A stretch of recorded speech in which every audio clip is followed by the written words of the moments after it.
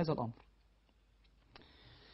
للأسف الشديد، ألا وهو موضوع الاستمناء باليد. ناس كتير جدا بتسأل في الموضوع ده.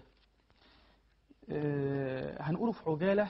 طبعا في الفترة الأخيرة انتشر أصحاب فكر عفن، أصحاب فكر فاسد، أصحاب فكر نتن يدعون الرجال والنساء إلى الاستمناء باليد. وطبعا أنا بقول لهم: يا صاحب الفكر العفن، يا صاحب الفكر الفاسد، قد فاحت وظهرت رائحتك. فكرك اليهودي الفاسد إن هذه الممارسة ما هي إلا معصية لرب البرية.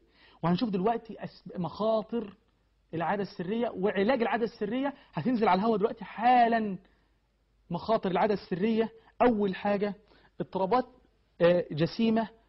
جسمية، اضطرابات نفسية وجسمية، ومشاكل كثيرة في القلب، وعدم اتزان أعصاب الجسم، وضعف في الانتصاب، ومشاكل في البروستاتا، وسرعة في القذف، وضعف عام واحتقان في البروستاتا والحويصلة المنوية، وحدوث التهاب في الخصية، وحدوث الإصابة بدوالي الخصيتين. أسأل